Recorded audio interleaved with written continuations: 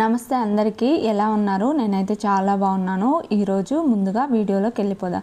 Video ఏంటంటే half sari type saris ఉంటాయి కదా చాలామంది దగ్గర, అవి వాటిని డ్రెస్ లాగా ఎలా కన్వర్ట్ చేయాలి అండ్ తక్కువ క్లాత్ ఉన్నప్పుడు మనం డ్రెస్ని ఎలా స్టిచ్ చేసుకోవాలి అనేది ఈ వీడియోలో మీ అందరికీ నేను ఎక్స్ప్లెయిన్ చేస్తాను.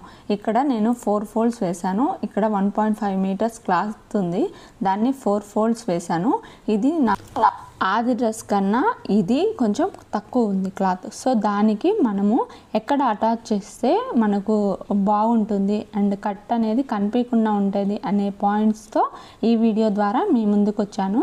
సో ఇప్పుడు మనం ఫస్ట్ లైనింగ్ని ఇక్కడ ఓపెన్ సైడ్ ఉంటుంది కదా, అవి రెండు జాయింట్ అయ్యేలాగా దీన్ని కూడా సేమ్ ఇందాక 4 ఫోల్డ్స్ ఎలా వేసామో సేమ్ దీన్ని కూడా అలాగే వేసుకోవాలి. టాప్ యొక్క లెంత్ వచ్చి 42 ఇంచెస్. ఇది లైనింగ్ కాబట్టి కొంచెం తక్కువ తీసుకోవాలి.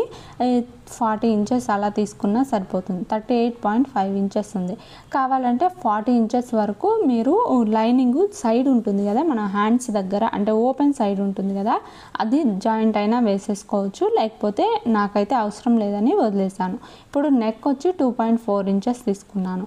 ఎందుకంటే ఇది వీ నెక్. ఇక్కడ నెక్ దగ్గర కొంచెం వెడల్పుగా ఉన్న కిందకు వచ్చేలోపు వీ షేప్ కాబట్టి లోపలికి వెళ్ళిపోతుంది కాబట్టి షోల్డర్ అనేది జారకుండా ఉంటుంది అండ్ డీప్ కూడా ఎక్కువ లేకుండా ఉంటుంది.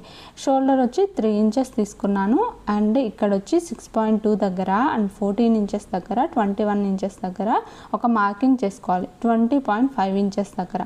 ఇవి ఎందుకంటే చెస్ట్ ఒకటి, వెస్ట్ ఒకటి అండ్ కట్ స్పాట్ కోసం ఒకటి అలా మార్కింగ్ చేసుకున్న దాన్ని స్ట్రైట్గా మన దగ్గర స్కేల్ కానీ ఉంటే స్కేల్ పెట్టి స్ట్రైట్గా ఇలా లైన్ కొట్టుకోవచ్చు, లేకపోతే టేప్తో అయినా ఇలా లైన్ కొట్టేసుకోవాలి. ఇప్పుడు మనము షోల్డర్కి నెక్కి ఎంతైతే పెట్టామో కింద చెస్ట్ దగ్గర కూడా అలాగే పెట్టుకొని వీడియోలో చూపించిన విధంగా ఇలా లైన్ కొట్టేసుకోవాలి.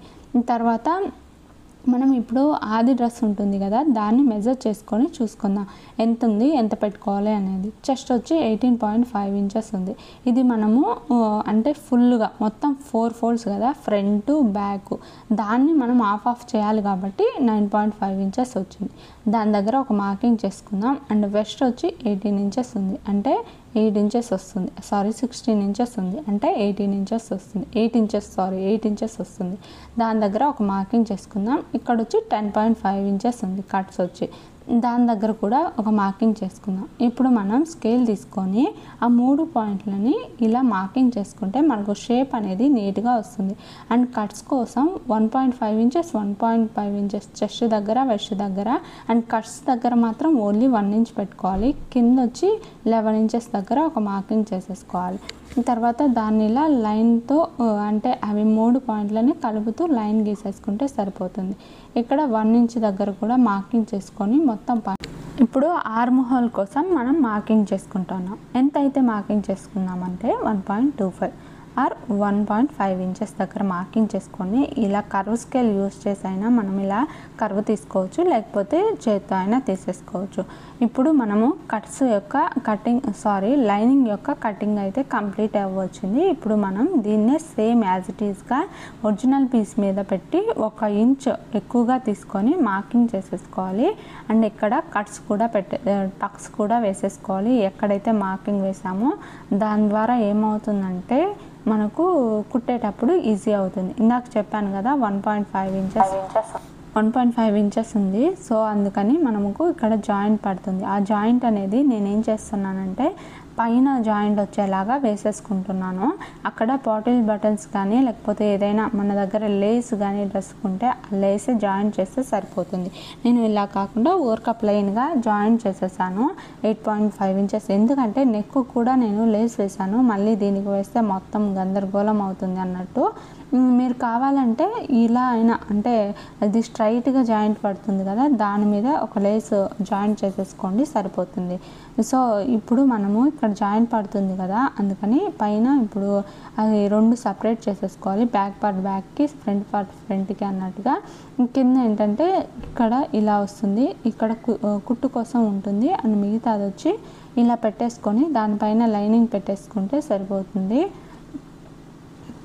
సో ఎక్స్ట్రా ఉన్నదంతా కట్ చేసేసుకుంటే కొద్దిగా ఎక్స్ట్రాగా తీసుకొని కట్ చేసేసుకోవాలి. ఎప్పుడైనా ఇలా చేయడం వల్ల మనం ఎంత పెట్టుకోవాలి అనేది పర్ఫెక్ట్గా వస్తుంది, లేకపోతే కొంచెం ఎక్కువ తక్కువ అయ్యి ఫినిషింగ్ రాదు. ఇప్పుడు మనము హ్యాండ్స్ కట్ చేసేసుకుందాం. హ్యాండ్స్ కూడా సేమ్ అలాగే 4 ఫోల్డ్స్ వేసుకోవాలి, ఎందుకంటే left side hand, right side hand. Hand యొక్క లెంత్ వచ్చి నేను 5.5 ఇంచెస్ పెట్టుకున్నాను అండ్ కిందికి వచ్చి ఒక 3 ఇంచెస్ పెట్టుకున్నాను. మీరు 5.5 కదా 2.75 అయినా పెట్టుకోవచ్చు. నేనైతే 3 ఇంచెస్ పెట్టుకున్నాను. దాన్ని కూడా ఇలా మార్కింగ్ చేసేసుకొని ఇప్పుడు లూజ్ వచ్చి మనకు 8 ఇంచెస్ పెట్టుకున్నాను అండ్ ఇక్కడ వచ్చి 2 ఇంచెస్ పెట్టుకొని దాన్ని ఇలా స్కేల్తో క్రాస్గా లైన్ కట్టుకున్నాను. అంటే మనం ఎగ్జాక్ట్గా ఎక్కడికైతే మార్కింగ్ చేసామో దాన్ని ఇలా కర్వ్ షేప్లో కర్వ్ తీసేస్తే సరిపోతుంది.